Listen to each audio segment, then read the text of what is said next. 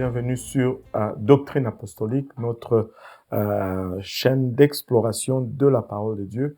Et à la dernière fois qu'on était ensemble, on a conclu le livre de Genèse après un long moment.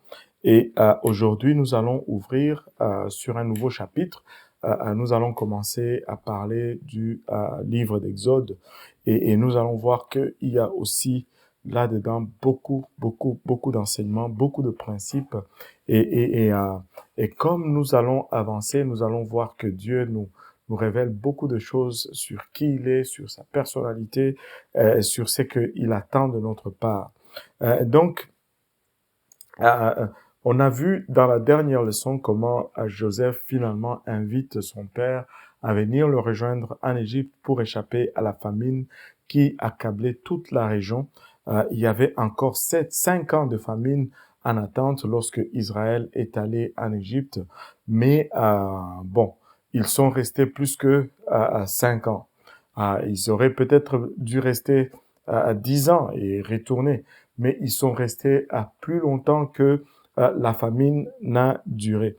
Et la Bible nous dit que, regardons Exode 1, le premier verset nous dit « Voici le nom des fils d'Israël venus en Égypte avec Jacob et la famille de chacun d'eux. Ruben, Siméon, Lévi, Juda, Issachar, Zabulon, Benjamin, Dan, Nephtali, Gad et Aser. » Les personnes issues de Jacob étaient au nombre de 70 en tout.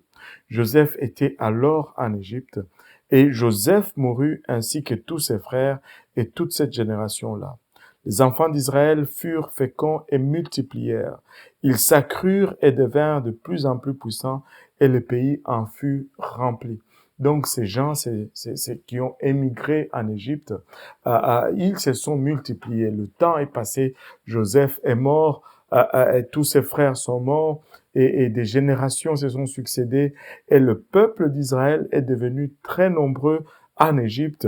Non seulement ils sont devenus nombreux, mais avec le nombre est venue la puissance et le pays en fut rempli. Le pays d'Égypte était littéralement rempli des Israélites. Et la Bible nous dit qu'il s'éleva sur l'Égypte un nouveau roi qui n'avait point connu Joseph. Il dit à son peuple, voilà les enfants d'Israël qui forment un peuple plus nombreux et plus puissant que nous. Allons, montrons-nous habiles à son égard, empêchons qu'il ne s'accroisse et qu'il survint une guerre. Il ne se joigne à nos ennemis pour nous combattre et sortir ensuite du pays.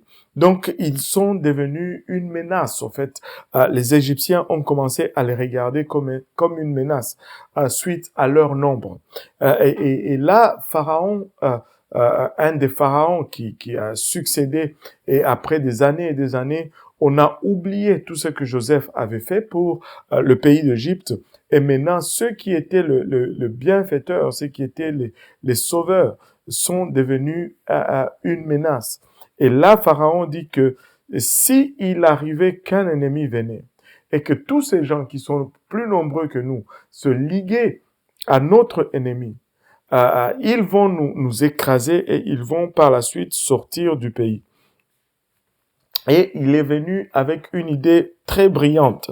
Et le verset 11 nous dit, « Et l'on établit sur lui des chefs de corvée, afin de l'accabler de travaux pénibles. C'est ainsi qu'il bâtit les villes de Python, de Ramsès, pour servir de magasin à Pharaon. » Ils ont en fait choisi de maîtres d'esclaves pour les charger de travaux. Et ils se sont dit, on va les épuiser comme ça avec les travaux. Et comme ça, ils vont ralentir leur croissance et nous allons pouvoir le contrôler. Et Israël est ainsi tombé en esclavage. Mais la Bible dit ceci, regardez le verset 12, très révélateur. Il nous dit, mais plus on l'accablait, plus il multipliait et s'accroissait. Et l'on prit en aversion les enfants d'Israël. Plus Israël était accablé, plus il se multipliait. Plus il était oppressé, plus Israël s'est multiplié.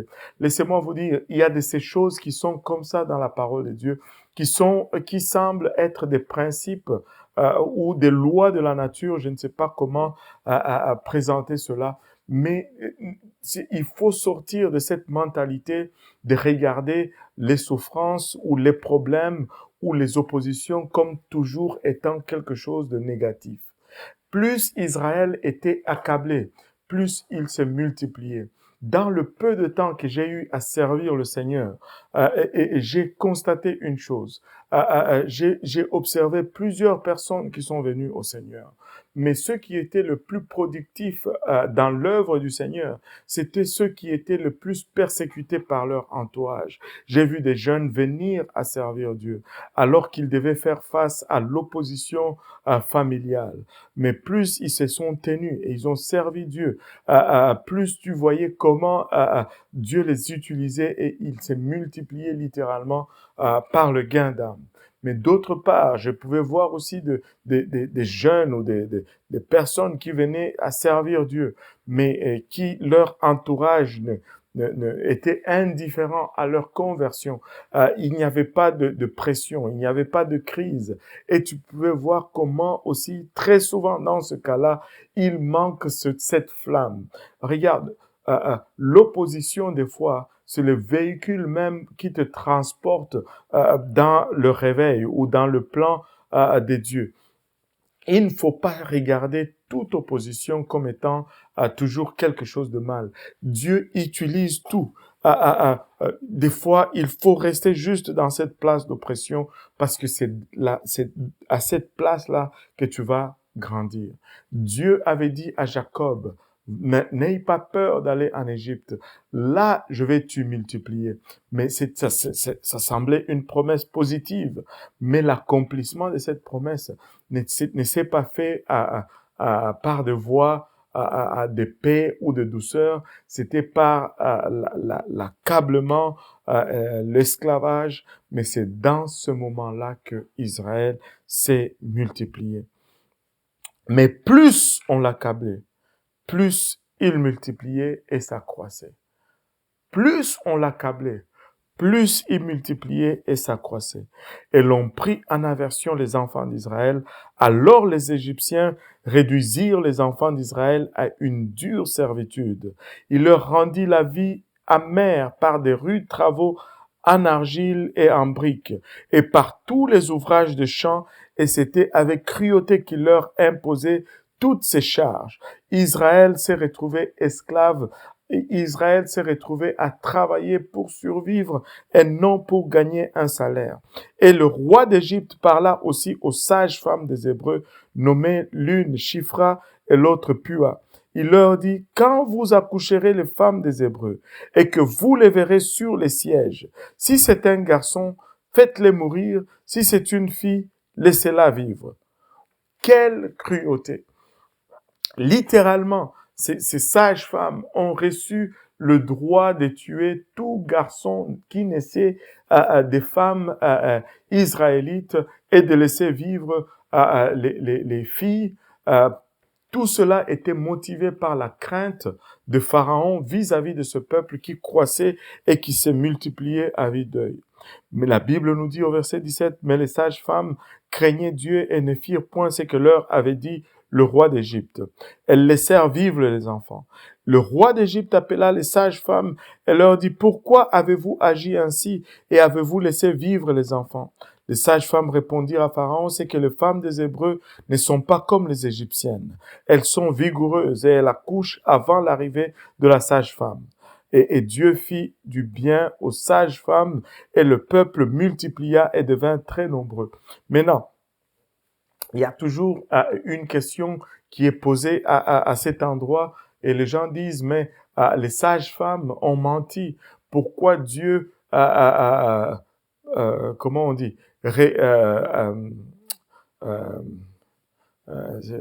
rémunère ou Dieu récompense, voilà le mot que j'ai cherché, Dieu récompense un mensonge ici. Ça semble contradictoire avec la nature de Dieu. Dieu ne récompense pas un mensonge. Et si on le lit ici, ce n'est pas que ces femmes, je ne sais pas si elles ont vraiment menti, mais la Bible nous dit que elles ont dit à Pharaon que c'est les femmes des Hébreux, accouchaient avant leur arrivée. Et que lorsque ces femmes sages arrivaient à la place de l'accouchement, le bébé était né et le constat était déjà fait que ce bébé était en vie. Donc, elles ne pouvaient pas non plus tuer ces bébés par la suite. Donc, on ne peut pas juste sauter à la conclusion que ces femmes ont menti. Et maintenant, et, Dieu a béni ces femmes sages à cause du courage qu'elles ont eu. Et regardez, regardez le verset 22, le dernier du chapitre 1 d'Exode nous dit ceci. Alors Pharaon donna cet ordre à tout son peuple. Vous jetterez dans le fleuve tout garçon qui naîtra et vous laisserez vivre toutes les filles. Pharaon a essayé une première fois en essayant de soudoyer les sages-femmes pour qu'elles tuent en cachette ses enfants et qu'elles puissent dire ces enfants sont morts dans la naissance, mais ces femmes arrivaient à la naissance en retard.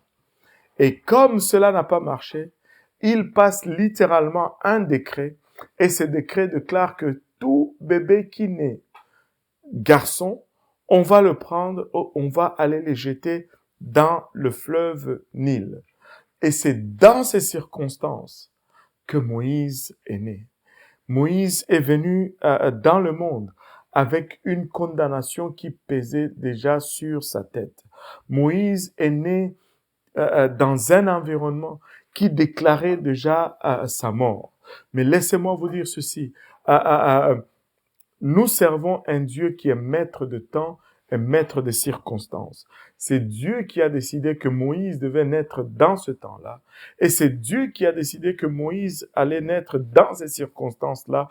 Mais comme il est maître de temps et des circonstances, il va faire de sorte que les mêmes circonstances qui condamnaient Moïse, ce sont ces mêmes circonstances qui ont été la voie de délivrance pour Moïse.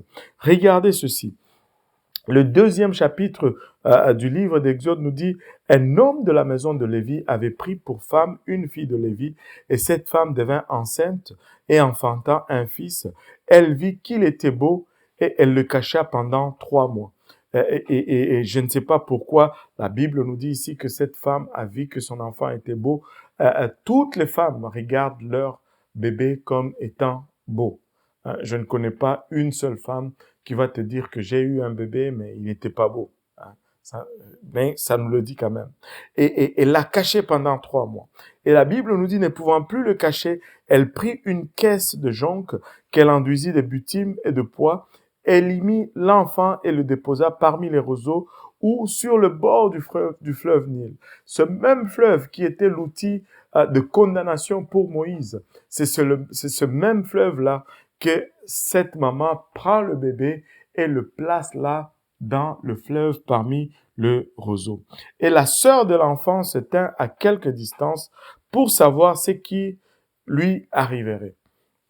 Maintenant, la fille de Pharaon descendit au fleuve pour se baigner et ses compagnes se promenèrent le long du fleuve. Elle aperçut la caisse au milieu des roseaux et elle envoya sa servante pour la prendre. Elle l'ouvrit et vit l'enfant. C'était un petit garçon qui pleurait. Elle en eut pitié et elle dit, c'est un enfant des Hébreux. Regardez, la fille de Pharaon qui descend au fleuve pour se baigner. Elle voit la caisse, on lui apporte cette caisse et elle l'ouvre et elle voit un bébé qui est en train de pleurer. Et elle regarde, elle dit, oh, c'est un enfant des Hébreux. Mais qu'est-ce qui la pousse à dire que c'est un enfant des Hébreux? Parce qu'il y avait une marque de l'alliance que les Hébreux avaient avec leur Dieu. Probablement, cet enfant, plutôt cette fille de Pharaon, a d'abord pu constater que cet enfant était un garçon.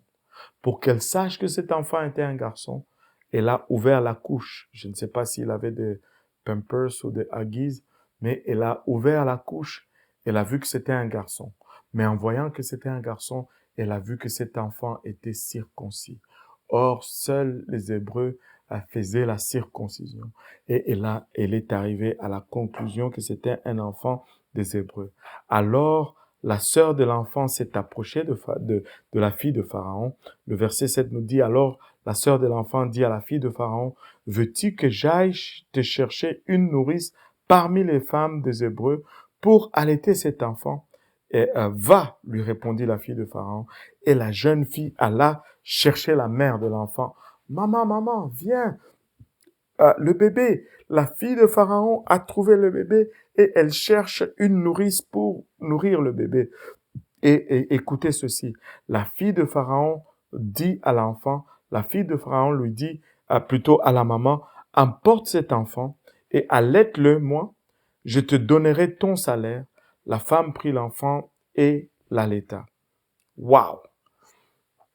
Donc, Moïse, qui était condamné à mort par le moyen du fleuve Nil, mais c'est ce même fleuve Nil qui devient l'outil par lequel Dieu utilise une délivrance et Moïse échappe à la mort qui pendait sur sa tête.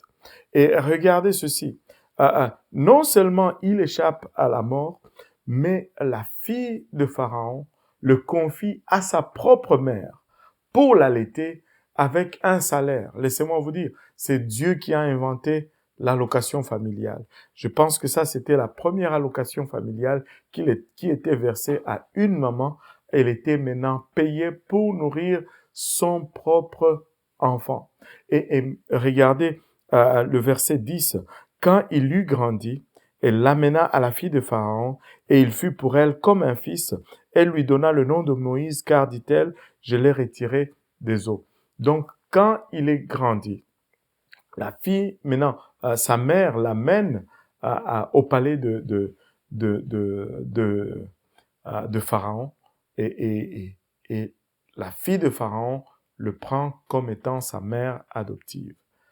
Il y a quelque chose de très important ici à garder en tête, c'est que Moïse a grandi dans une maison des Israélites. Alors qu'il était enfant, sa mère lui a enseigné le seul et unique vrai Dieu. Il a été éduqué dans son enfance comme un Israélite, comme un Hébreu, et cela va avoir un impact profond sur son avenir, sur son futur. Nous allons le voir dans la prochaine leçon. Là, Moïse est ramené au palais et il commence maintenant à être formé selon les règles ou les connaissances de l'Égypte, mais il a grandi avec un fondement ou une base israélite, parce que sa mère l'a élevé comme un enfant israélite dans une maison des Israélites. Voilà, on va s'arrêter là pour aujourd'hui. Moïse est ramené au palais et là, il commence maintenant à être formé comme un prince. Il commence à être maintenant éduqué comme un prince d'Égypte. On va lui laisser le temps de grandir et on va se retrouver lors de la prochaine diffusion. Et d'ici là, je vous dis à très bientôt. Prenez soin de vous. Demeurez dans la lecture et dans la prière. Que le Seigneur vous bénisse. Au revoir.